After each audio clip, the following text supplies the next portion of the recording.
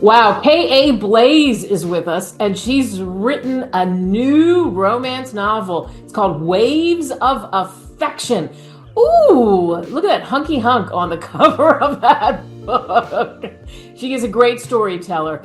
She's written 3 romance novels. She's also delved into other things as well. She has 4 nonfiction books. We're focusing on Waves, of course, today, and we're thrilled to have her on to tell the story. K.A., thanks for hanging with us here on Author's Corner.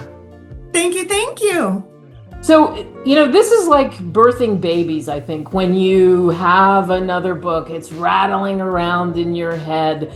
Ideas come from different places. So let's peel back a layer right in the beginning and tell people that are watching this or listening to this how you came up with the idea. So K.A. Blaze is actually my pen name for my romance, if anyone's looking for me. I'm actually Katina Blassingame. I'm a school teacher. So the reason this came up is because I virtually was teaching for the last 5 years nationwide, and my coworker's husband happens to be in construction. I got to know her, the kids, the husband so well after a couple years of teaching the students online. They kind of became my family. And at the time they weren't married. So the Crew family, this book is dedicated to them. And Nick, the husband and father of 3, was an amazing contractor at the time, and I was learning all about construction. And he goes, why don't you write a book about construction? So I picked his brain as he was building a casino at the time. And I said, well, my favorite place is Carmel, California by the sea, because I love the beach and the ocean and the small towns. And he said, so build a hotel instead of a casino. And we were just playing with ideas and having a blast online after work one day, and it inspired me. So now we have Silas Metaxas, who is the CEO of Metaxas Construction, with a big family because I'm Greek and I have a big family.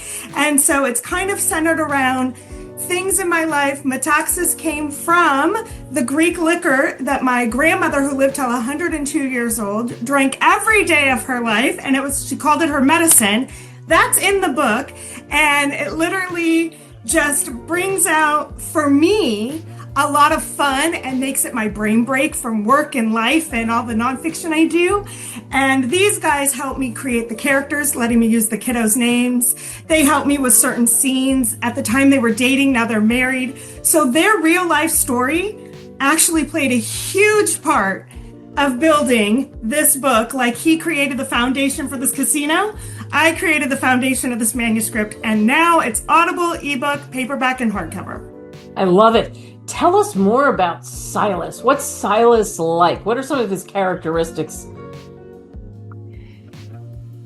Depends on where you find him. So he is so lost in thought in his business brain, creating buildings and hotels and restaurants, that he doesn't do well in public. So the very, first couple chapters, when poor Ashley is just looking at her favorite bookstore in the small town and drooling over what book she's going to read next and go into her favorite place, she rams into him, and man, he is not a happy person, and he's a gentleman behind the scenes, but yet it's so rough.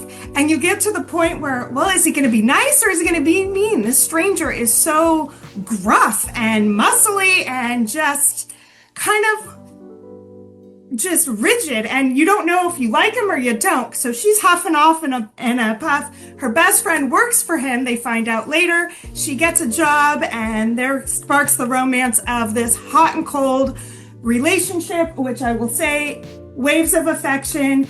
Every book for my motto and brand uses the title and the epilogue, so everybody will find the title and what it means. What does Waves of Affection mean? She says, do you remember when we first met and you were so moody And now you're just this big teddy bear. And he says, sweetheart, those weren't moods. Those were my waves of affection for you. Just like the waves at the beach, my moods roll in and out, depending on the relationship of life. But I will always love you. And that, not to ruin the story, is how I always incorporate the meaning, because a lot of people are like, where does she come up with her titles? I always explain it in my epilogues. Did you know when you first wrote your first romance novel that, hey, this is kind of my jam. This is what I'm going to do. So people don't kind of think, well, that makes sense. Okay, I was reading the story where they are, Carmel, but you wanted to be really specific. Did that just kind of pop in as this is going to be what I do?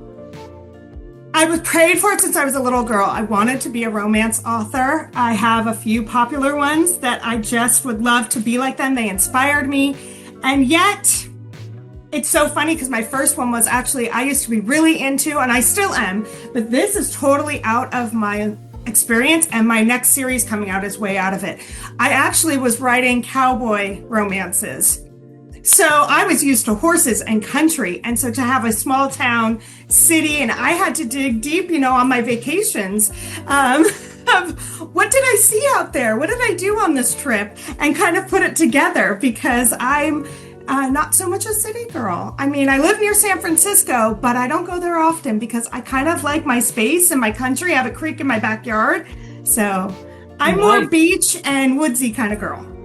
Nice. And though you do incorporate the beach into it, so that's awesome. Again, the waves of affection. And Carmel, for people who don't know, oh, you fall in love, girl, when you go to Carmel. You need to go get this book. You will fall in love not only with the characters and the book, but there's something very special about Carmel, isn't there? People from all over the world come, and I did make it fiction, so when you go, you're not going to see any of these places, and it's not laid out the same, but that was my inspiration. And actually in the book, it's called Oceaniva. Mm-hmm. And so it's interesting. There's something about that place, and look at what it inspired in you. How about the family that you really got a lot of this juice for the story from? How did they feel about, wow, now this book is out? How cool is that? Super excited. We FaceTimed a lot and got a lot closer after work because we were getting close during, tutoring the kiddos and teaching online with mom. But, now dad and I call each other brother and sister. The couple is now married and she's adopted the 3 children, and they were always living together. So it didn't really change much on my part, except for I followed and he never was this moody. So it was so funny because he was like, why did you use my name as the brother and not the main character? I said, because you have the brother's personality.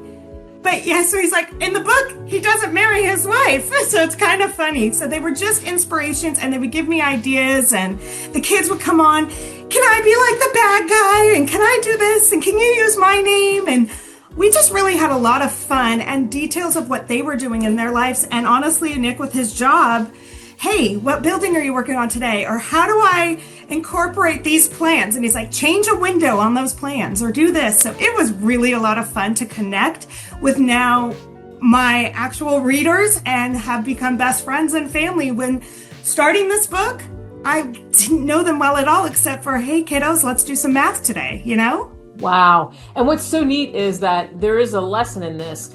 I think good writers write about what they know or what they also learn. So you, and especially being a learned person, being an educator as well, you understand that. So you're getting those pieces right by having an expert tell you what it's like to build the foundation and to do what you have to do in the construction world, right? And I did need to do some research, and I love AI for knowledge and stuff. It's really big, but I'm not an AI person. And I really like to write my own books. So when reviews come back on, she made a mistake or this doesn't sound right, I'm okay with it because that's how I learn, because I'm not just putting it through a computer and letting it do the work.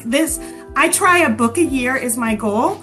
I got lucky this year and did 2, but it just really depends on the inspiration. And one fun fact that my husband with romance compared to nonfiction is he'll say, where do you come up with this stuff? And the very first book, I look at him and I said, well, 20 years ago, that main character in the first book was based off my husband.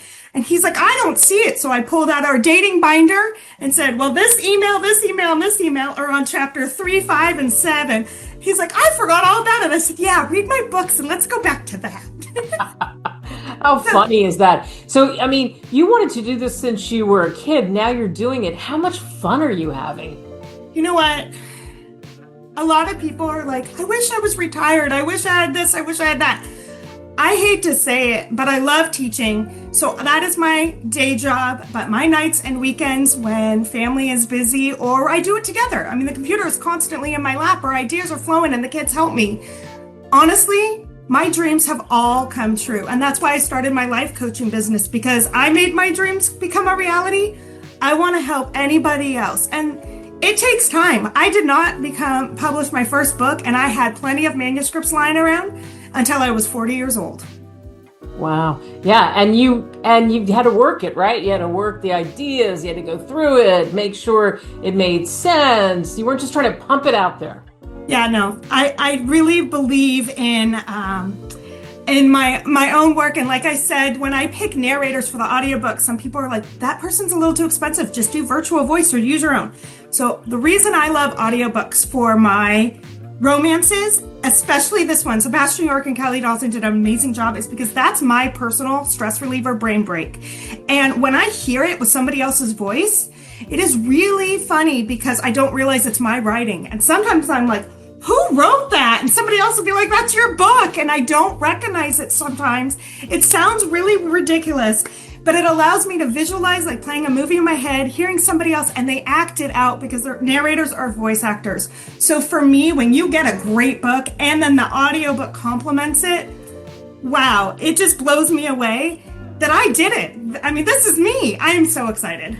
So we know people can go to Amazon, Barnes & Noble, any other place you would send them to get your books? I am worldwide online, so Spotify and yes, Barnes & Noble and Amazon will have everything. ReadersMagnet has some of mine, iTunes, anywhere you can find an ebook, like Book Nook, all of those ebooks, I should be there. I'm even in some thrift stores that I never even heard of.